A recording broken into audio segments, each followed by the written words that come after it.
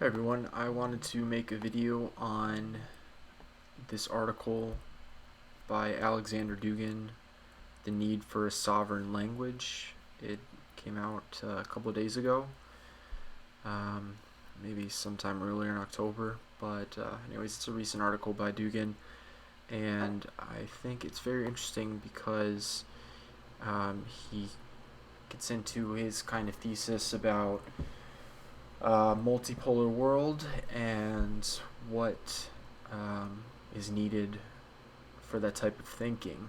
That's the specific thing I want to take a look at here, and I think he's addressing is the how to think like that. Um, yeah, so we'll dive right into it, and I'll include a link to the article. And yeah, definitely recommend checking out his website too. Has a lot of articles and videos, and you can find his some of his books and take a look into that stuff. So yeah, we'll begin here. When we talk about narrative, it is a philosophical category that needs to be known, because the notion of narrative is an element of postmodern philosophy that is based on structural linguistics, on structuralism, on Ferdinand de Saussure, the structural linguist who separated discourse and language. This aspect is very important. What is language? Language is made of rules. We do not speak, we use language. But language never speaks on its own. It is in dictionaries, in syntax. This is called the paradigmatic level, and a narrative or discourse. It is what is constructed from language, from its vocabulary, its syntax, its laws. Narratives are infinite. Language is one. When we talk about spiritual, cultural, and civilizational sovereignty, which is what President Vladimir Putin talks about in his speeches, it becomes more relevant every day. We are not talking about sovereign narratives, but a sovereign language in which billions of sovereign narratives can be expressed. If the language is sovereign, then the discourse will be sovereign. Using the liberal globalist language of Western Europe, one Russian sovereign discourse can be formulated in this language, or two, or three, or 10. But this is for immediate tasks, for important substitution within this very short-term narrative. And what matters is whether and for how long we will say goodbye to the collective West, or will we return to this global language, letting the smokescreen of sovereign narratives rise a little. I think this is what the elite want to do. Talk for a while and then backtrack and say, oh, quote, okay, we accept your language and your globalism, but not like this. Give us a place in it, unquote. It is doomed not because we are ready, and they are not. We have been cut off, sawn off from this West very seriously, and we will be taken back into this West to speak the same language after we have fallen below the last limits and said we surrender. Our defeat will be the condition for bringing us back to that language, because whether we want it or not, whether we understand it or not, we are destined to develop a sovereign language. Russia is an independent civilization, not a part of Western civilization. It does not coincide with any civilization, neither Eastern, nor Chinese, nor Islamic, but it is equal to Western or Chinese civilization. So this is multipolarity. It is equal to Western or Chinese civilizations. This broadly outlines the structure of our sovereign language, not our sovereign narrative. If we speak this language, everything we say is sovereign, and what narrative means in this sense is not only the speech of the narrator on TV, it is not only the structure of our education, it is not only the community of experts that will be forced to speak this sovereign language, it is also our science. It is our humanistic science today and natural science tomorrow. Because natural science, as the greatest scientists such as Schrödinger and Heisenberg know, it is also a language in the vision of natural science. We therefore need a civil language, but a civil language of our own. We don't speak it, we don't know it. We speak a pig-digging English. I think that means like simplified English, which is the basis of our terminology, our experts, our iPhones, our technologies, and our rockets. It's a pidgin English. I mean, even though these technologies are present in Russia, the structure of these processors and codes is, alas, taken from a different paradigm. This is a huge challenge that we have to face, and finally, the task is starting to be realized by our authorities. Strange as it may seem, the people are much more prepared than the elite. The people simply do not grasp the impulses coming from above in a very profound way. They have been told communism. They have thought something of their own. They have been told liberalism. They have thought something of their own.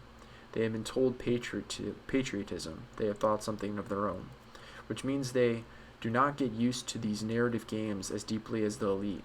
Whereas the elite, if they say go west, they go ahead. It is therefore up to the elite to change the language.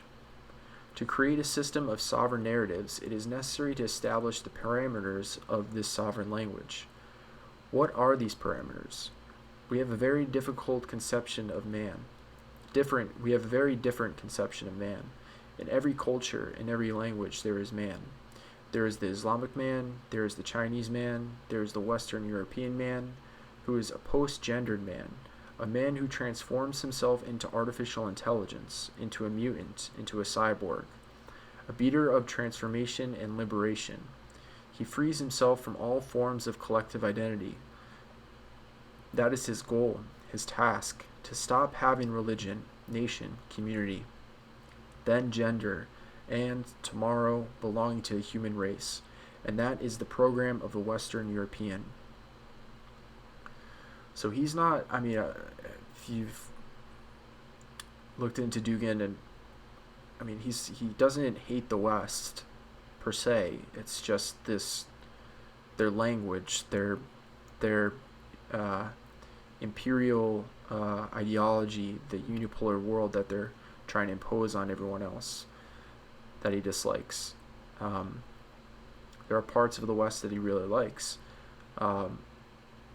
but I guess that the way the West is transforming themselves,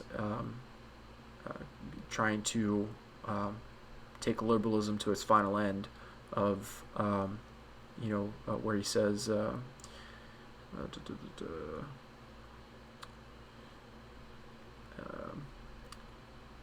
stop having religion, nation, community, then gender, and tomorrow to the human race. This is the end of liberalism. The end that liberalism looks to is, having the option of being human. That's what he opposes. One of the bigger aspects that he opposes. So continuing on. The Chinese have a different way of doing things in general, even in the Islamic tradition, because it is about the relationship of the individual with Allah, and everything else does not include him either as freedom or as human being. It is completely different anthropology in this whole billionaire Islamic world. They may formally agree with some Western models, but in reality they either don't understand them or they reinterpret them. They have their own deep-rooted language. In the Volga religion and in the North Caucasus, they continue to promote it. This is why they are immune to the West. India, Africa, and Latin America also have their own man. We need a conception of the Russian man, a justification of the Russian man, and that is Dostoevsky, that is our philosophy, that is Florensky, that is Slavophile, that is Solovyov, that is Berdyaev. But the Russian man is, first of all, the consular man. That I think that means like the worshipping man, the religious man, something like that. Maybe not. That is the most important thing. Not an individual. For us, man is family, a clan, a nation, a relationship with God, a personality, not an individual, but a personality. This is where our presence at the European Court of Human Rights ends, because there is a discrepancy on the basic conception of the human being. For the European Court of Human Rights and Western liberal ideology, human right is individual. For us, it is not, in terms of sovereign language. Can you imagine how human science, i.e. the humanities, changes after we have changed the basic component? Considering everything different, rewriting all the textbooks of sociology, anthropology, political science, psychology in a Russian way. Yes, we had our philosophy at the end of the 19th and the beginning of the 20th century, but we have to form an idea of a Russian person that is different from the others, and immediately a different language. The second thing is the idea of the world. This is the most difficult thing. We think the natural sciences are universal. No, they are Western-centric.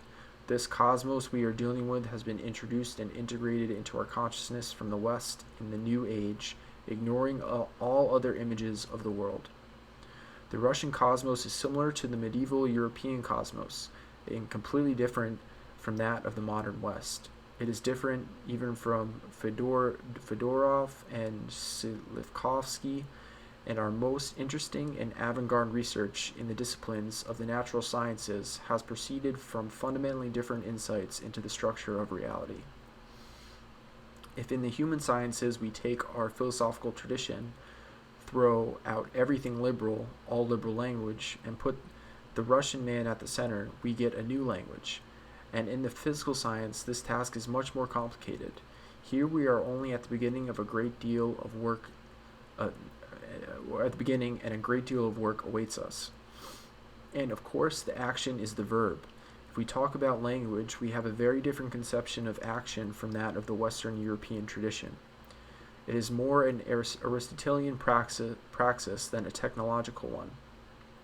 It is Sergei Bulgakov's philosophy of common cause, because Russians do not do things the way everyone else does. The Aristotelian notion that praxis is the result of the free creativity of the master and not the technological execution of someone else's task suits us, and such is the main idea of the philosophy of economics, which means that our economics is different. So we have a different science and a different practice. It means we have an ethical dimension to action, not a utilitarian, optimistic pragmatics, which means we do something for an ethical purpose. That is, we do, for example, because it is good, to make it better, beautiful, to make it fairer.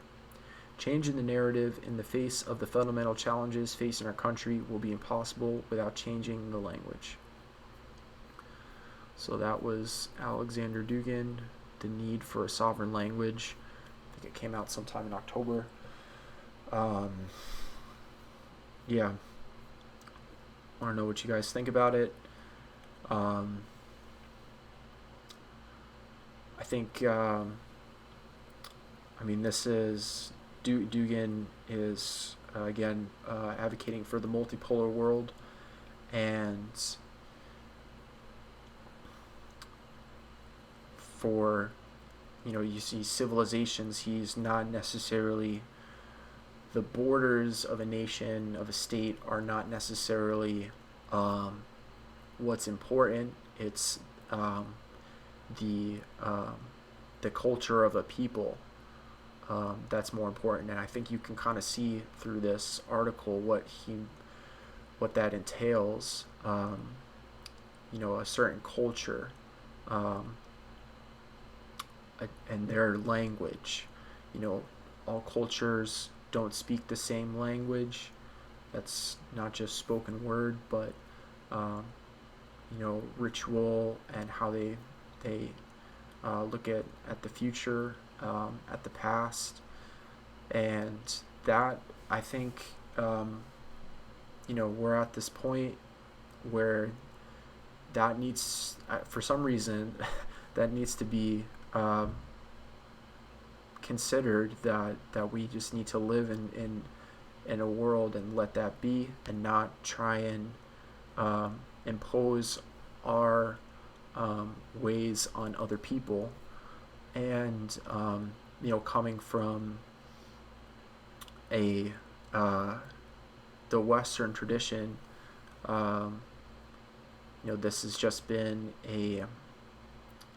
I guess people have just taken this for granted that liberalism is the universal language, and this needs to be spread across the entire world, because that is progress per se. And I think Dugin's presenting a very good argument for why that's actually a very, I guess, very racist and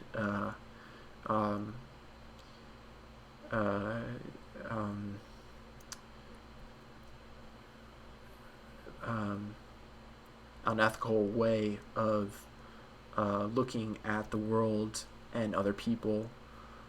And yeah, so it's a little bit of my thoughts on this as well. Very interested to hear what you guys think. And yeah, I'll see you guys next time.